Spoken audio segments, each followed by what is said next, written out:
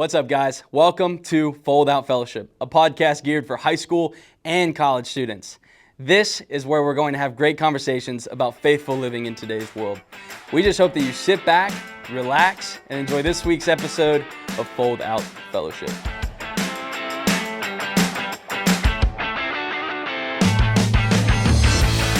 Or at least vote whoever is going to win right now.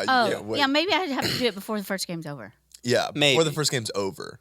Yeah. You have to remember there's people betting on it and all that stuff. That's so true. That's true. Yeah. I don't know when those shift or whatever. Okay. But At 11.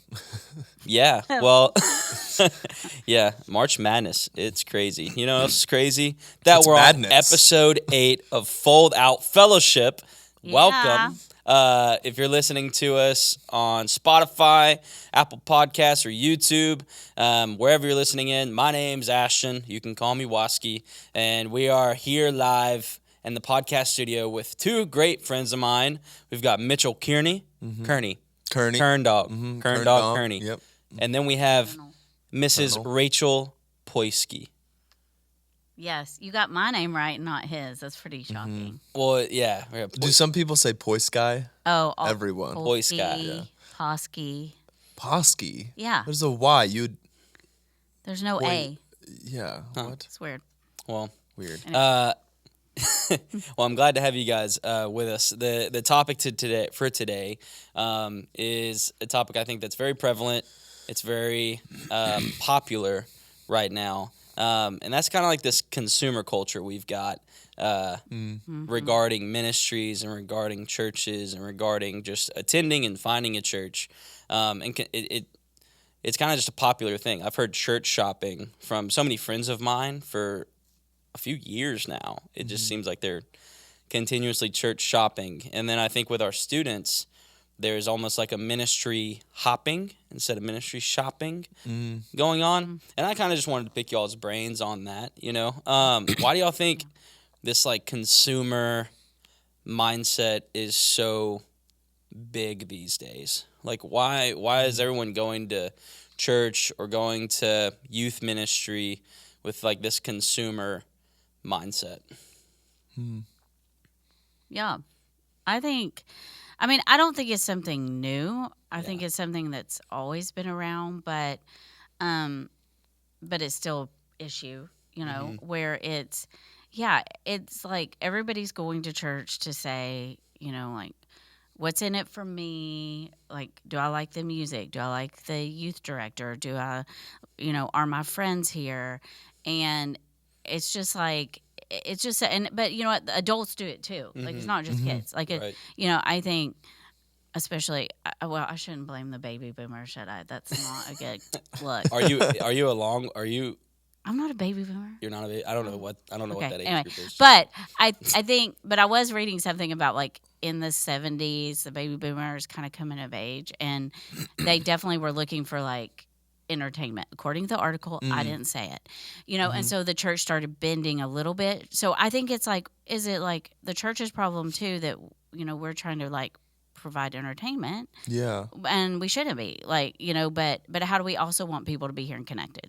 So I think it's a complex issue. Yeah. Well, and just like you said, it's almost like churches have adapted too. Like, there's a reason that most youth ministries look like theme parks, you know? Yeah. Like, hey, come to our really fun thing that we're going to do. And it's going to be wild and fun and crazy. And A lot it's of like, pizza. yeah. And it's like, it doesn't matter if there's a family that goes to another church down the road. If they know somebody that's going to this fun event and that church isn't doing a fun event, at least at that time, it's like, well, yeah, let's go there.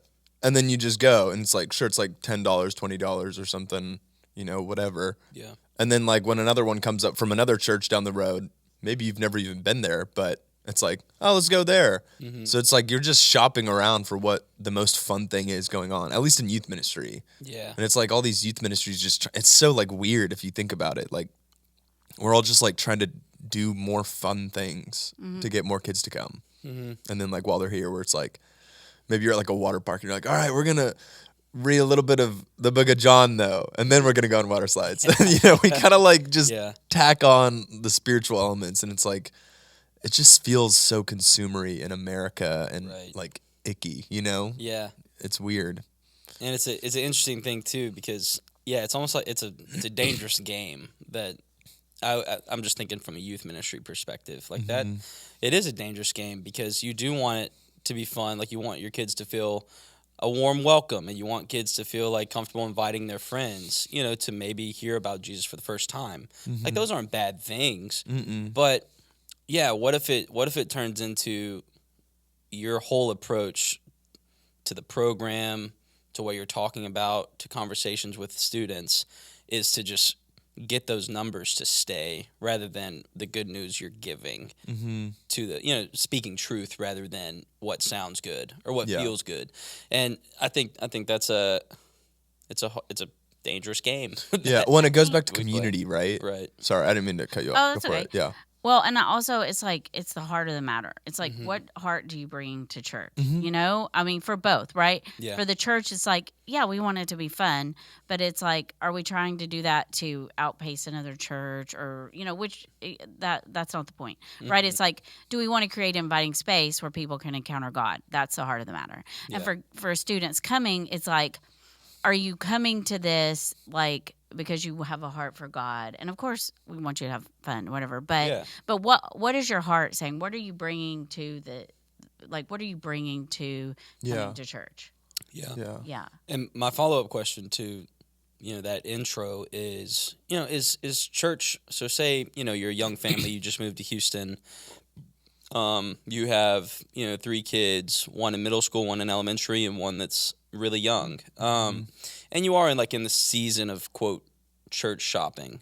Like, would y'all say that's necessarily bad? And then if it's not, which I personally don't think it is, but at what point do you say, okay, the shopping is over, we then commit to a church? It's a good question. It's a really good question. What do y'all think? Well, I know with and Rachel, you might know more about some of the statistics here that maybe you just know that, I guess. But a lot of young families, they kind of, because they have kids, they look at churches as a whole based on their children's ministry, right?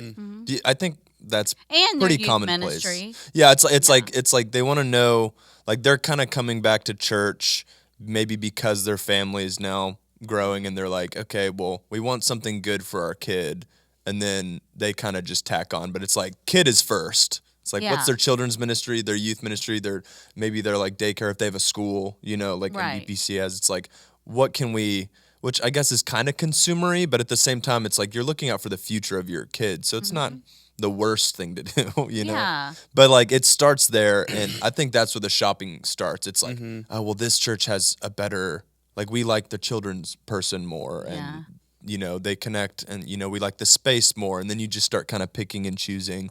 I don't think that's necessarily bad. I think it can become unhealthy if you are church shopping for 5 years, Right? That might be a little too long. Yeah, or probably shorter than that too. If are you attending different churches or ministries based on that thing so? Do you go to a 9:30 service because the worship's good? Do you then go to another church because of a certain speaker? And then do your kids attend another? And what are you youth ranking, ministry? right? Yeah, it's like if you're gonna just play the ranking game of what you like about this place and this place and this place, you'll go forever. You'll just have a huge spreadsheet of your pros and cons of every church you've been to. Yeah. So Well, and it's Mark 10, I think this is the core of the whole issue. It says, for this, even the Son of Man came not to be served, but to serve and to give his life as a ransom for many. And I think part of when you're looking for a church or church shopping or whatever, you're walking in okay, how you can ask the question, how do these programs work for me or whatever, or does the culture feel right? Yeah. The other question is where can I serve?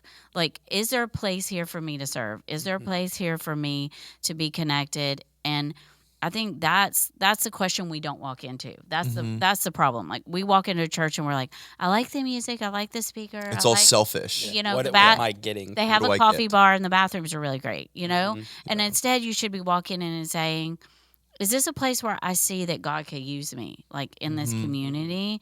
And I think for students, I mean, this is everybody, but I think students especially, like you have so much going on in your life, like with school and, sports and dance and all these things. And in a way, it makes you so focused on yourself. And that's just like natural.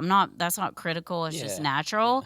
And so I think you kind of bring that in when you're trying to look at a youth group or something. You're just like, oh, how does this benefit me? And do I have time for this? And blah, blah, blah. Rather than like, wait a minute, this is a place where like I can serve God and worship. So I think it's just we can ask some of the same questions when we're looking at churches and stuff, but to not be consumeristic, we have to ask different questions. Like, what does God want me to do here? Yeah. And is this community a place that needs my gifts? Like, that's the flip, right? Like, does this church need me? We never ask that question. Never. No, but that's really the question you should be asking, right? Because we're part of the body of Christ, and God calls you to be part of the body. So you should be asking, how He made me, does this church need me? Yeah. We were talking about it in the office the other day, but it's like it's like JFK's speech when he goes, ask not what your country can do for you, but what you can do for your country. Just flip country with church, right? Like you should be asking, what can I do for this church?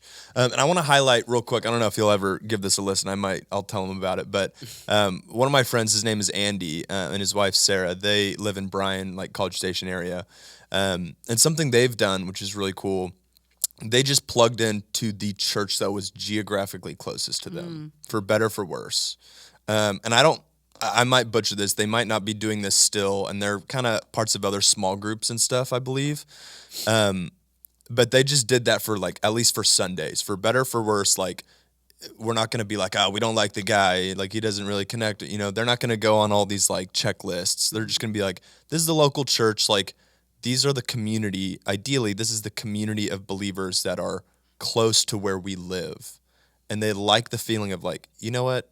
We just want to go and be there because these are the closest Christians to us almost, instead of the destination church idea. Like if you do church shop for a while, you choose a church that's 30 minutes away, 40, maybe even further. Yeah.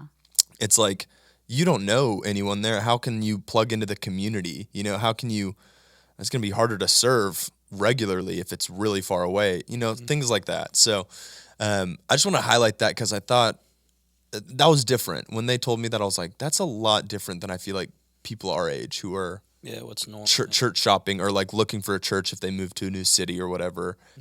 It's normally like Ashton said, I want to find the worship that connects with me. I want to find the person teaching that connects with me, and then the people that connect with me. And then there's like smaller things like, do they have nice bathrooms? Do they, those things. You're like, oh, I don't really like that church. It just wasn't very nice. Like, what are we talking about here? Yeah.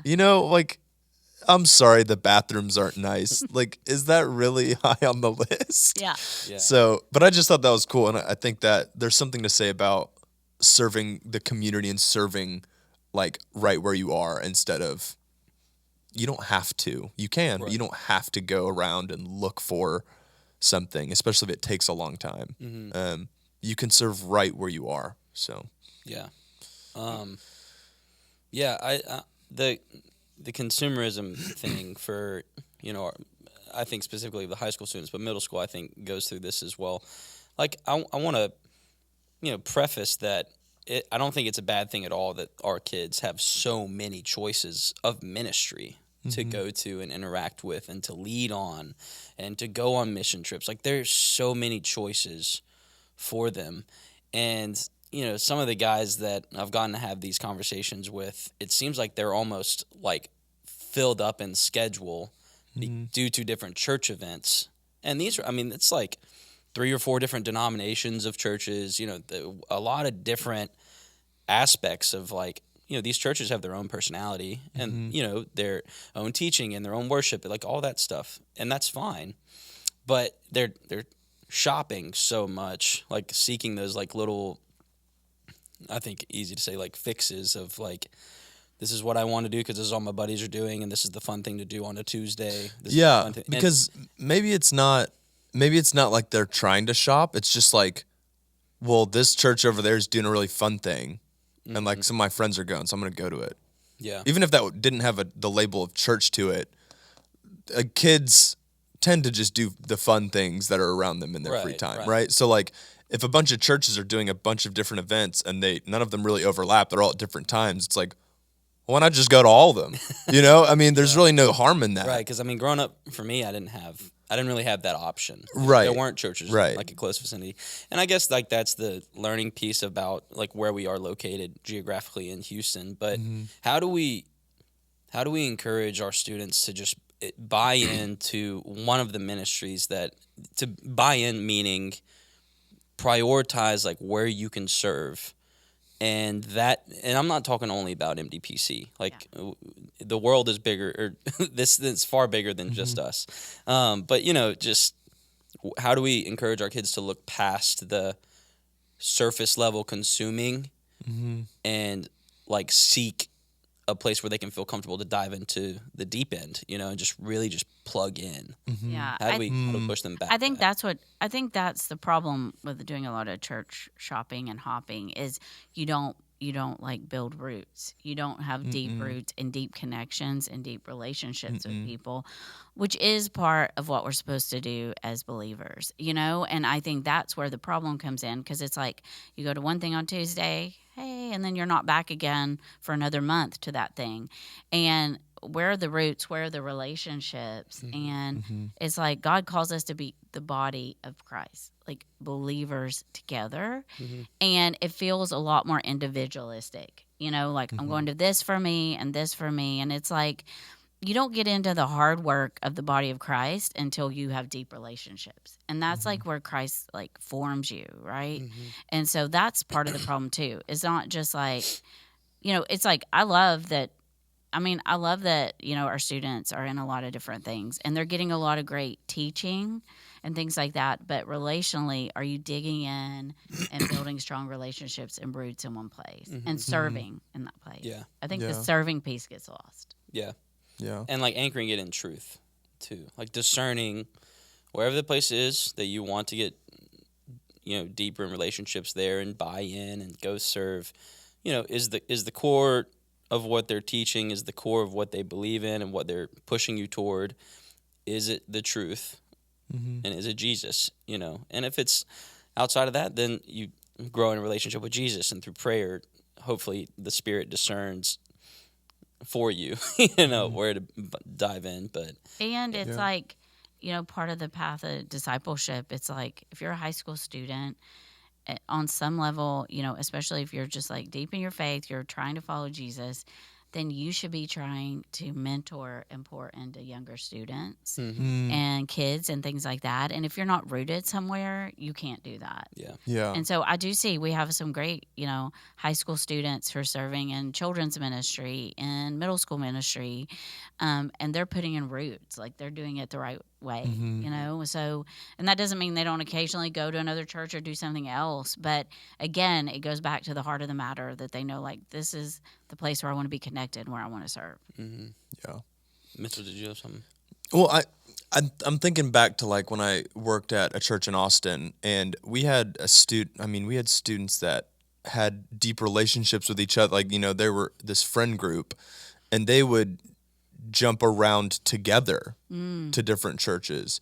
And it's like, so they have some of these roots, not in the place itself or like the people that are like strictly at that place, but with the people that also hop, if that makes sense. Yeah. Which is just another like facet. Like that's weird. It's weird. If you like zoom out a little bit, it's like, even if you just look at Houston, it's like we live in an area that you could drive 5 miles and pass 100 churches. So it's like, it is really weird because it's like, did Jesus intend for there to be this many churches next to each other and for all of them to be doing really fun things and like competing for like kids to come and be themselves and plug in? It's like, I don't know. It seems kind of weird that's how it exists right now. So it's kind of like we're stuck, you know? But I don't know. I think what both of y'all are saying is absolutely right. You need to have roots, and sometimes those look different. Again, like back in Austin, it's like they had roots with each other, but they weren't like, they were like travelers. They went around to all these churches. They did this fun mission trip always. They would always do this camp with this church, and they did it really well. And they had roots there, but it was like, still something was missing, right? It was like the serving aspect of it was missing. And I think that's what really gets you, and that's what got me too. When I first served at a church, I mean, then I was hooked. I was like, I'm actually playing a part. I'm making a difference. And I think, I mean, we just want that for other people too. Yeah. Whether that's a church home here, like we want you to serve in a way that your gifts that God has given you, your spiritual gifts are being used rightly, and they're being used to like the full extent that they can be used. And I think once you kind of find that, then the community, the people, the roots with wherever you are, whatever church or nonprofit or whatever you're with, those come after, But you have to, I do think there's an importance of like settling down at a place, at a church, at a, something like that. And then the rest of that comes along its way.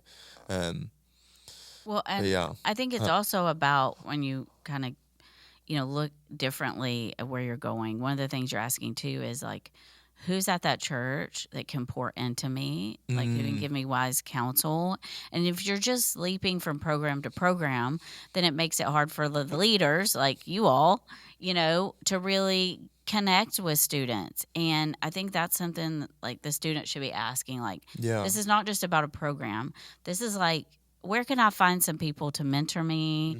And maybe I don't have a great relationship with my parents right now. That's common when you're, in high school, middle school.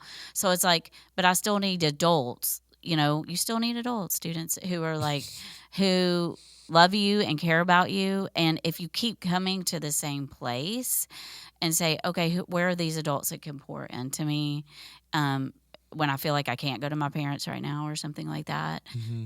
That's another thing. Because if you just go program to program, who has the best food? Because it's not about the programs. Well, Yeah. Maybe that's then it's all surface. Yeah. Yeah, maybe that's what we need to like. Yeah, but I it's mean, I want like- to. If I'm gonna shake a kid and be like, "Listen, it's not about these fun things that we do. That's just a front. That's just what we do to like, so you come here, Yeah. To feel welcome. And once you're here, Yeah. then we hope that everything else comes along with it. Yeah. I mean, think about like if you we're doing a movie night this Saturday, so it's high Shout school, out, movie and night.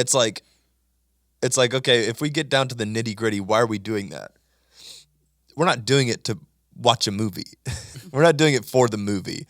We're doing it because we just want time with students, right? Yeah. We want them to we want relationships to grow, and everything that comes with that is like us doing something together. It's not about the program itself. So if you're coming for just because you want to watch a movie and then you're going to leave, it's like you don't talk to anyone, you're just going to watch the movie and then you eat some candy and then leave. It's like it's not the program. That's what I'm saying. Yeah, like you want to build a relationship with a student when they're in a hard place, that you all have had enough of a relationship that they can reach out to you. And be like, hey, can we talk? You know? That that's the point, is like you're building relationships so when you need them, you have them. Yeah. As we've been talking, I just kept thinking back to my personal journey on coming to faith and then ending up at MDPC, which has been an awesome church. It is an awesome church, and I've loved it. But like the journey of like where I started to where I am now, and like the different assets of what I thought church should be, has kind of come with a maturity in faith, and I think a maturity in understanding the bigger picture of church, and community and growth and all these things. I mean, I think about in college, there was a college ministry on campus at LSU that I loved a lot, and they casted a wide net, and they made it feel super welcome and open, and a lot of people would invite friends, and they came in, and that's how I got hooked. There was free pizza. I was a broke college student, could really use some pizza. I go there. The teaching was geared towards me, but that was like the first time hearing like a teaching from Scripture geared towards like my age group, and I was like, man, this is awesome. Got hooked on it. And I just stayed there, but consumed and consumed and consumed all these great things and never served through that college ministry, which, part of me wishes I would have. But at the time I was getting my fix of what I needed church to be. And then I carried that into my young adult years from college, moving to Houston for my first full-time job. I found a church that really targeted only young adults. And it was a really healthy young adult population. But I didn't see a lot of like growth there because there weren't a lot of people that could pour into me with wisdom of like living through it and, being able to say, Ashton, I see you're going through this stage of your life. Man, I have been there. I've seen it happen.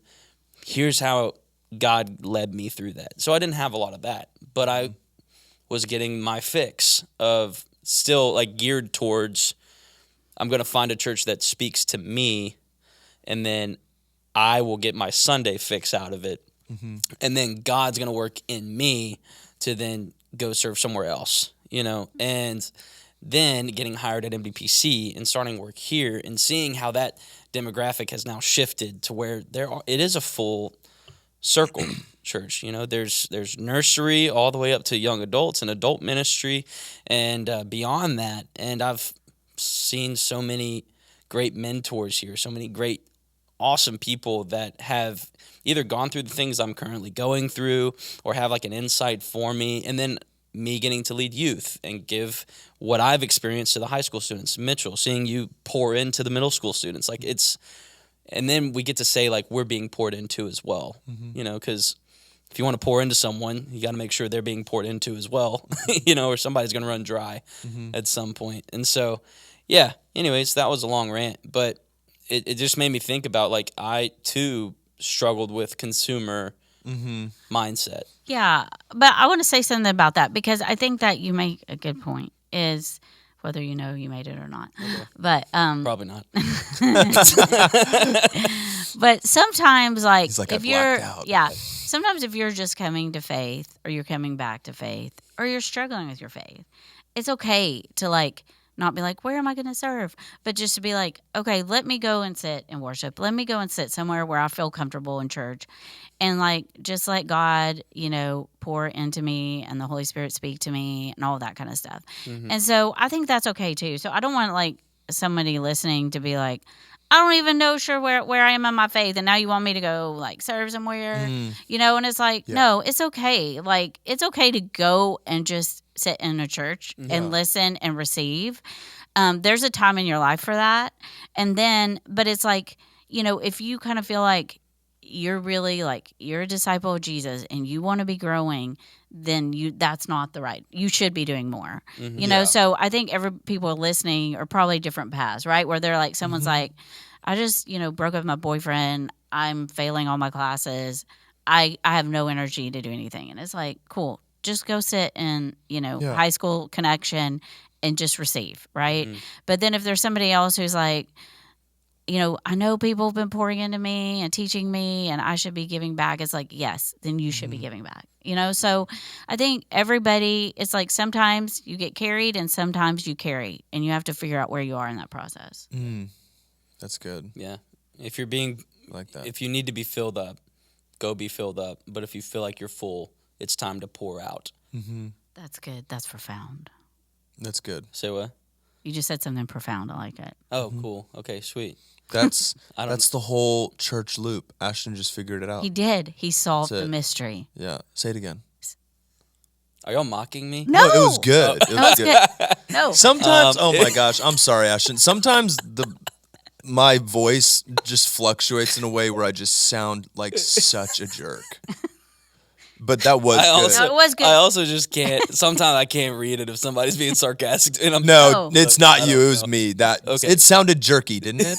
No, it didn't. It's just like you took your voice down a level, and so see. Sometimes I'll just sorry.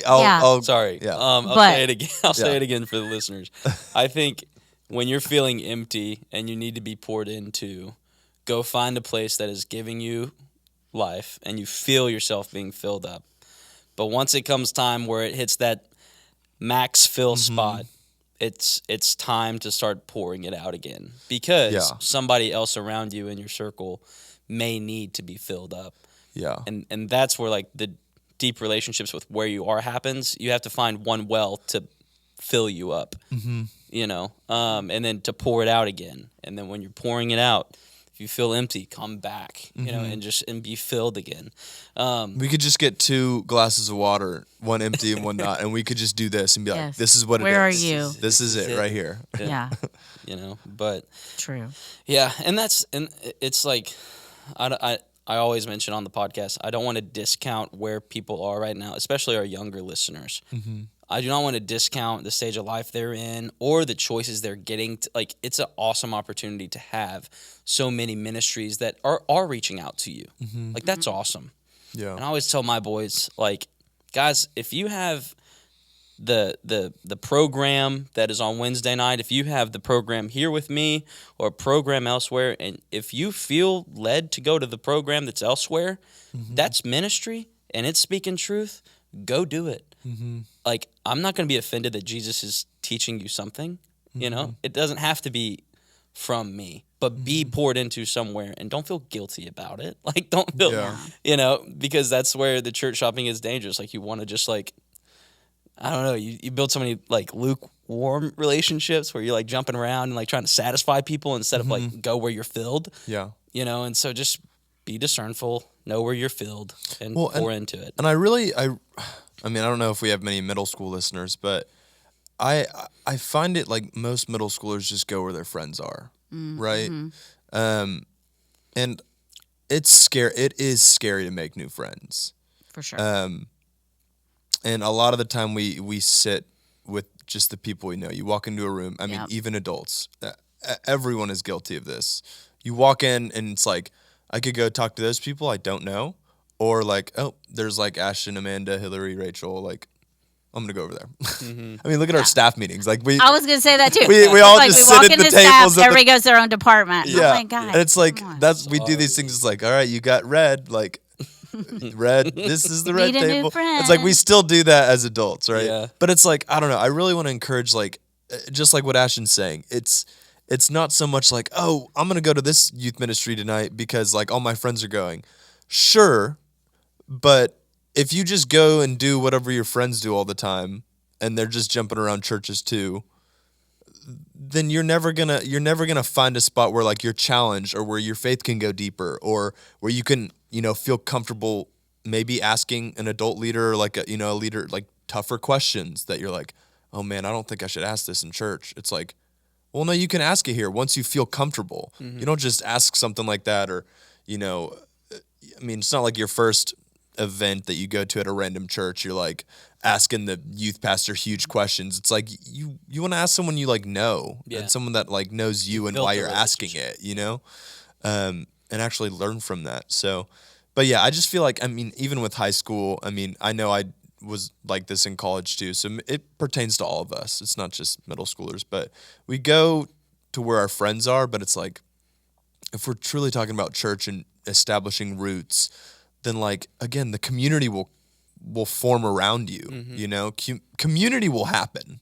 Yeah. But like, you have to be consistent and you have to be someone who's going to show up, not for the program, but for the people. Yeah. You know, You gotta be. There's a little bit of courage. That takes place. and there's a little bit of like uncomfortability too. It's like, I'm pretty sure going back to the like filling up and pouring out, like if you're going to first step into church and your cup is empty and it's dry and you're in a really tough spot, then going to church in that vulnerable state is going to be uncomfortable, right?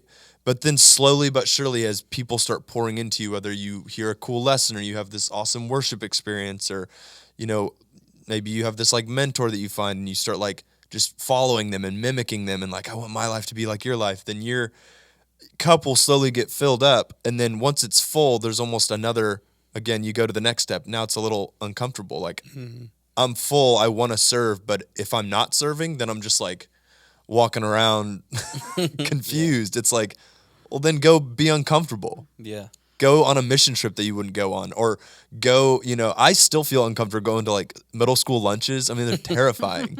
And I'm glad I'm still uncomfortable Shark doing Tank. them because like, I don't know what'll happen. Yeah. Sometime, one time at a 6th grade lunch, someone threw like salami at me or something. I was like, I'm never going back. And it was just like stuck to my, but like, you got to go and feel uncomfortable to get into the like, oh, this is my home church, to where you, I guess, feel comfortable, and then that kind of loop cycles. Because if you're never feeling uncomfortable, you're never growing, right? So it's like that loop should keep cycling, I think, even And when give you've it established time. something. If you go someplace and you're like, I don't know, Give it a second chance. give it a If you're second church chance. shopping, If give you're it a like, I second don't chance. know, Come on. no one talked to me, or I sat by someone that felt weird. No one talked to me. I just sat in the back. Just and, like, had a like hood on. give it time. come on. Yeah, like Come on. That's why no one talked to have you. the courage to like give it time. Yeah. Like I like that. it's like you'll do a sport forever. You got to put some of the same effort into church. Like Yeah. give it some time, try it out. Don't just go one time and be like, I don't like it. You know? Yeah. Yeah. Because, getting plugged in, finding a church that's pouring into you, and there's a little uncomfort there, that's where growth happens. And if you're church shopping around or having this consumer mindset for years or all your years of high school or going into college, consumer, and you're not growing, then maybe there's a problem there. There's something that needs to be adjusted. And so for you guys listening check your heart. Check where you're at spiritually. Do you feel full? Do you feel empty? Are you church shopping around and haven't really quite built a deep relationship yet? If so, spend some time in prayer. Spend some time in knowing your connections or who is reaching out to you. And give it a second chance. Yeah. I really love, I hope that is heard throughout this too. Because like, give it a second chance or you will be church shopping forever. That could happen. And also you might come up with this idea in your mind that like, oh man, I'm just looking for the right church. Every church is flawed. Okay. I hopefully I'm not the first person to tell, listeners that every church is flawed. So if you're looking for that perfect church, spoiler alert, it doesn't exist. Yeah. What? So just give it a second chance. Come on. Yeah. Yeah. Well, that is all the time we've got for this week's episode. Sad. No. On Fold Out Fellowship. Guys, if you're tuning in again, we hope you enjoyed this conversation. We hope you stuck around for the whole 37 minutes it was. If you're still here, for whoever's still here listening to the end of this, we love you. We thank you. Are we sure that people... comment. I don't know if anyone's ever heard Does the anyone last stay the last... Is don't anyone know. still there? Should we give them a little treat if they're still here? We just ate Hey, a if fun you- cake before. if Starbucks gift card. Yeah, if you come to Hearing me this, and I'm you just- say, I don't know, a special phrase, I'll give you $5 because we'll know they stayed this late. If you just start doing that, hiding little things. right. in here. Hide a few things. Well, I'll put more thought into it. Maybe we'll launch that Figure it out. next We'll week. launching it next week. Anyways, hey, we're super thankful for you guys. This week's episode was awesome. Rachel, Mitchell, thank you guys for being here. And with that, we'll see you next week on Fold Out Fellowship. Thanks, guys. Talk to you later. Peace. You hold up a peace sign, Rachel. There you go.